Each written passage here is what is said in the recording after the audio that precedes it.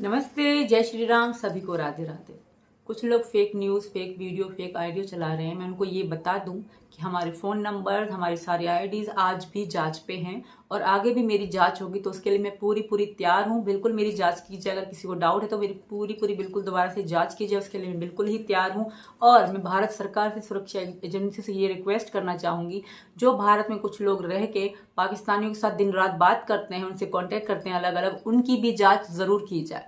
और जो गुलाम हैदर के साथ मिले हुए उनकी भी जरूर जांच कीजिए। और गुलाम हैदर मेरे साथ 5 साल से मेरे साथ रिश्ते में नहीं है, मेरी उनसे कोई बातचीत नहीं है, हमारा कुछ भी नहीं है।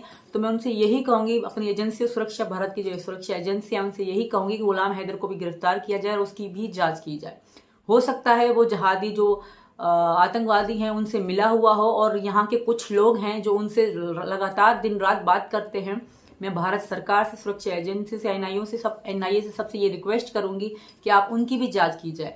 मैं भी पूरी तरह से तैयार हूँ, आप मेरी भी जांच कर सकते हो, मैं उसके लिए भी तैयार हूँ। और भारत सरकार के मुझ पे एहसान है, आज मैं सुरक्षा हूँ, मैं जिंदा हूँ, जीवित हूँ, तो यहाँ के कानून, यहाँ की सुरक्षा एजेंसी के एहसान है। वरना कब के ऐसे जहादी लोग मुझे मार चुके होते, क्योंकि वो लगातार पूरा 1 साल से ज्यादा समय हो गया है मुझे टारगेट कर रहे हैं, हर तरह से मुझे परेशान करने की कोशिश की जा रही है। तो मैं भारत सरकार से, यहाँ की सुरक्षा एजेंसियों से और एनआईए से रिक्वेस्ट करती हूँ, हाथ जोड़ के विनती करती हूँ कि आप उनकी भी जरूर जांच कीजिए। मैं भी जांच के लिए बिल्कुल ही तैयार हूं। आप मेरी भी जांच कर सकते हो, कोई भी किसी को शक है तो मेरी जांच कर ले, पर उन लोगों की भी जांच की जाए जो पाकिस्तानियों के साथ दिन रात बात करते हैं। और गुलाम हैदर मेरे साथ 5 साल से रिश्ते में नहीं था, वो पता नहीं वो किससे मिला हुआ है, किसके कहने पे वो ये सब कुछ कर रहे हैं। तो मेरी ये रिक्वेस्ट है यहाँ की एजेंसियों से कि उनकी भी जांच की, जो यहाँ इस भारत देश में रह के जो उनसे बात करते हैं, उनकी भी जरूर जांच की जाए। इतना ही मैंने कहना था, क्योंकि बहुत सारे लोग पता नहीं कैसी कैसी बातें, अफवाह उड़ा रहे हैं, झूठ बोल रहे हैं। तो मैं उनको जो मैंने बताया कि मेरी आईडीज, मेरे नंबर, हमारे अड़ोस पड़ोस के नंबर भी आज भी जांच पे हैं। मैं सांस भी लेती हूँ तो वो पता होते हैं। और सिक्योरिटी हमारे पास दिन रात रहती है, सीसीटीवी के कैमरे लोग इन जो थाने में भी हैं और यहाँ भी हैं। तो ऐसा कुछ भी नहीं है, क्योंकि मैं, मेरी जी जान, मेरी जिंदगी अब भारत देश के लिए है। क्योंकि भारत में मुझे बहुत प्यार, बहुत सम्मान, बहुत इज्जत मिली है, वो मैं कभी नहीं भूल सकती। मरते दम तक वफा करूंगी मैं भारत देश से, क्योंकि मैं भारत देश को अपना देश मानती हूँ और सनातन धर्म मेरा भी धर्म है। तो मैं अपने धर्म के साथ, अपने देश के साथ कभी गद्दारी नहीं करूंगी। रही बात पाकिस्तान की, तो पाकिस्तान के जहादी लोग हैं जिनकी वजह से पाकिस्तान को बुरा भला कहा जाता है, वहां की जहादी लोगों की वजह से। बस इतना ही मुझे आप सबसे कहना था कि फेक वीडियो, फेक आइडियोज को इग्नोर कीजिए। ऐसा कुछ भी नहीं है। मेरी आखिरी सांस भारत देश में होगी और भारत देश के लिए होगी। और जो लोग अफवाह उड़ा रहे हैं वो सरासर दिख रहा है, उनके चेहरे से दिख रहा है कि उनके अंदर मेरे लिए कितनी आग है, कितनी जलन है उनके अंदर मेरे लिए। क्योंकि मैं हिंदुस्तान जिंदाबाद कहती हूँ, जय श्री राम कहती हूँ। बस इन चीज़ों से उनको तकलीफ है और मुझे परेशान करने की तरह तरह की कोशिश की जा रही है। तो मेरी यहाँ की एजेंसियों से, भारत सरकार से, यूपी पुलिस से सबसे यही रिक्वेस्ट है कि उन लोगों की जांच करें जो दिन रात खुद पाकिस्तानियों से बात करते हैं और गुलाम हैदर से बात करते हैं, और पता नहीं उनके दिमाग में क्या चल रहा है। तो उनकी जरूर जांच की जाए। और अगर मेरी जांच होती है तो उसके लिए मैं भी तैयार हूँ। भले मेरी किसी तरह की भी आप जांच कर लीजिए, मैं तैयार हूँ। इतना ही कहना था। जय श्री राम, राधे राधे, हिंदुस्तान जिंदाबाद, जय हिंद। अस्सलामु अलैकुम रहमतुल्लाहि बरकातुहू। अल्लाह सुब्हान तआला की रहमत बरकत आप सब पर बनी रहे। मुझे तो अभी आने का मन नहीं था यूट्यूब पर, कुछ महीनों या कुछ दिनों के बाद फिर से मैं चालू करती। ऐसा नहीं कि मैं छोड़ दी हूँ, ऐसा मैं छोड़ी नहीं हूँ अपना काम, लेकिन मुझे ना आज बर्दाश्त नहीं हुआ फिर से। जब मैं सीमा हैदर की वीडियो देखी तो कि कितनी मतलब खुदगर्ज है, कितनी बेहुदा औरत है, मुझे समझ में नहीं आया है।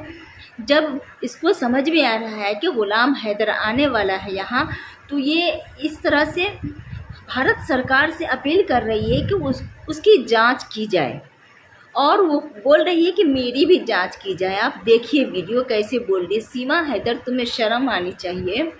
कितनी बेहुदा हो, कितनी खुदगर्ज हो तुम। एक तो तुम उसको कंगाल करके चली आई हो, और उसके ऊपर से तुम जब गुलाम हैदर आ रहा है अपने बच्चों को लेने के लिए, तो तुमको बड़ी आग लगी हुई है, क्योंकि बच्चों की वजह से तुम यहाँ हो, अभी तक हो। तो हमारे भारत के लोग तुमको बर्दाश्त किए हैं बच्चों की वजह से, ऐसा नहीं है कि तुम्हारी वजह से। तुम तो बुढ़ी हो गई हो, और शायद तुम्हारे गुनाह की वजह से तुम वक्त से पहले भी बुढ़ी हो रही है, मुझे जैसा समझ में आ रहा है। इतना मेकअप करती हो, इतने तुम सच संवर के रहती हो, फिर भी तुम अच्छी नहीं लगती हो। खैर, ये तो दूर की बात है। तुम क्या बोल रही हो उसकी जांच की जाए, और जो भी कांटेक्ट में है, जो भी हैदर से मिला हुआ है, हैदर से बातें करते हैं, उन सब की जांच की जाए। बेशरम, तुम्हें शर्म नहीं आती है? तुम क्या बोली हो हैदर के बारे में? कहीं वो आतंकवादी से मिला ना हो। एक तो वो भारत, अगर हैदर भाई यहाँ भारत आए तो बिना जांच के तो आ ही नहीं सकते हैं। वो हर तरह की जांच होगी तो ही वो भारत घुसेंगे, भारत में घुस पाएंगे। तुम जो आई हो बेशरम, कितने सारे सबूत को मिटा कर के आई हो। वो सबूत लेकर के आओ ना। उन मोबाइलों में क्या सबूत था, क्या था, नहीं था, सारे सबूत तुम्हारे कहाँ चले गए? वो सबको सबूत मिटाते हुए तुम चली आई हो। तुम क्या हो? तुम अपना पूरा भेद खोलो ना। किससे तुम मिली हुई हो? कौन से आतंकवादी से तुम मिली हुई हो? तुम्हारा शौहर तो नहीं था 5 साल से यहाँ, वो बेचारा कमाने के लिए गया तुम्हारे वास्ते, और तुमने क्या क्या गुल खिलाया पैसे की खातिर, वो बेचारा को पता भी नहीं कि तुम ये क्या कर रही हो, नहीं कर रही हो यहाँ घर पे। और तुमने उसके गायबाने में तुमने आतंकवादी से हाथ मिला लिया, और हाथ मिलाकर तुम बच्चों को लेकर के यहाँ चली आई।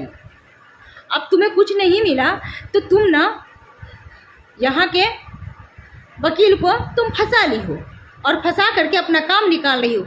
जिस दिन तुझे मौका मिलेगा ना, तुम यहाँ से निकल के भाग जाओगी। तुम ये चाह रही हो, लेकिन ऐसा नहीं होगा, देख लेना।